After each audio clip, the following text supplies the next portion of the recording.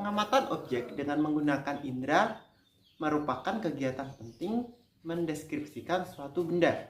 Akan tetapi, seringkali pengamatan seperti itu tidak cukup. Kita memerlukan pengamatan yang memberikan hasil yang pasti ketika dikomunikasikan kepada orang lain. Sebagai contoh, pernahkah kalian pergi ke penjahit untuk minta dibuatkan baju? Bagaimana penjahit dapat membuatkan baju dengan ukuran yang tepat? Atau pernahkah kalian melihat orang berjualan beli buah, misalnya duku? Bagaimanakah menentukan banyaknya duku secara akurat? Semua peristiwa tersebut terkait dengan kegiatan pengukuran. Mau tahu? Yuk kita pelajari.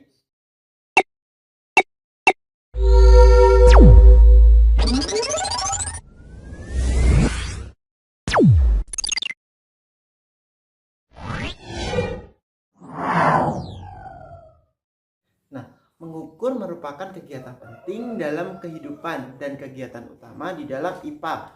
Contoh yaitu ketika kalian hendak mendeskripsikan suatu benda. Misalnya mendeskripsikan dirimu. Kemungkinan besar kalian akan menyertakan tinggi badan, umur, berat badanmu, dan lain-lain. Nah, tinggi badan, umur, dan berat badanmu merupakan sesuatu yang dapat diukur. Nah, segala sesuatu yang dapat diukur ini disebut besaran. Jadi, mengukur merupakan kegiatan membandingkan suatu besaran yang diukur dengan besaran sejenis yang dipakai sebagai satuan.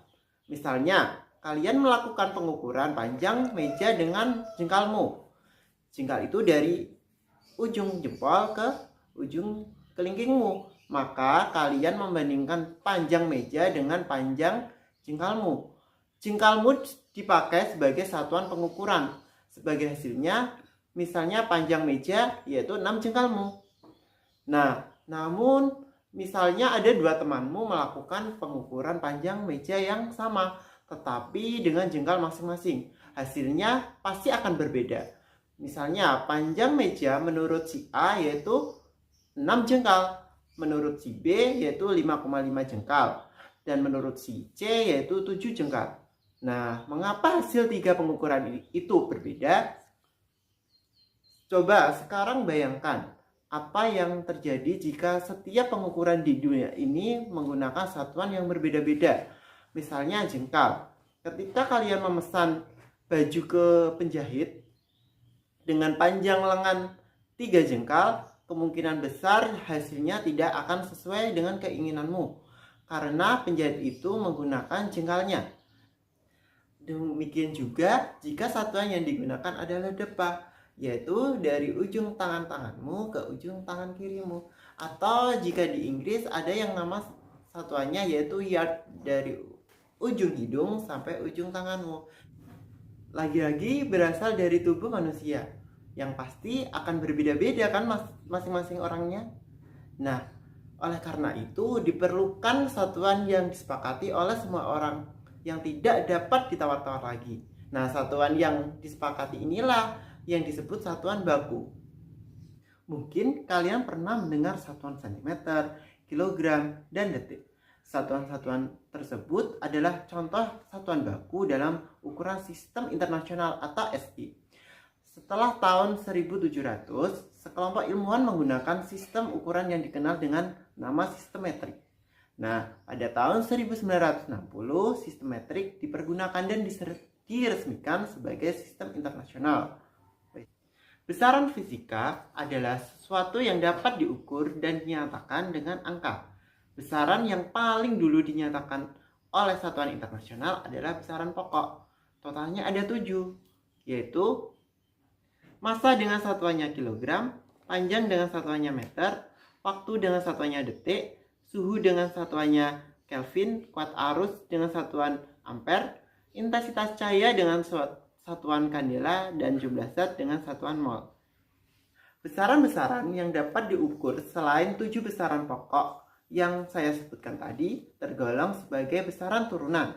Misalnya, luas ruang kelasmu. Jika luas ruang kelasmu berbentuk persegi, maka luasnya merupakan hasil perkalian panjang dan lebar. Perhatikan bahwa panjang dan lebar merupakan besaran pokok panjang. Dalam satuan internasional, panjang diukur dengan satuan meter. Maka luas satuan internasional memiliki satuan meter persegi.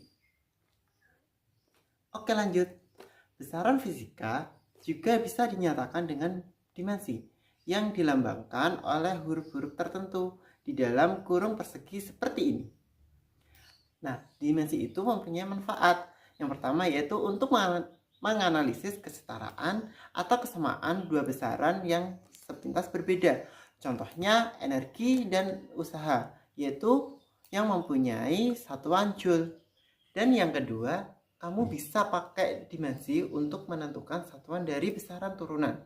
Nah, pada tabel ini ada dimensi untuk besaran pokok yang ada di satuan SI.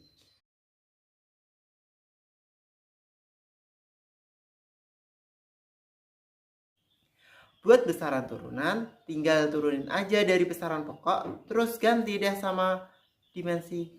Misalnya luas, yaitu dengan rumus panjang kali lebar. Dimensi dari panjang adalah L. Jadi luas L kali L, yaitu L pangkat 2. Contoh lain yaitu kecepatan. Kecepatan yaitu memiliki rumus jarak per waktu. Dimensi jarak adalah L dan dimensi waktu adalah T. Jadi L per T. Karena T-nya di bawah, kita angkat ke atas jadi T-1. Jadi besaran kecepatan yaitu L T-1. Setiap besaran pokok memiliki alat ukur yang berbeda-beda. Contohnya, panjang yang memiliki alat ukur yaitu mistar. Massa dengan alat ukurnya neraca dan waktu alat ukurnya stopwatch. Nah, pertemuan selanjutnya kita akan membahas tentang alat-alat ukur ini. Jadi, sampai jumpa pada video selanjutnya. Bye-bye.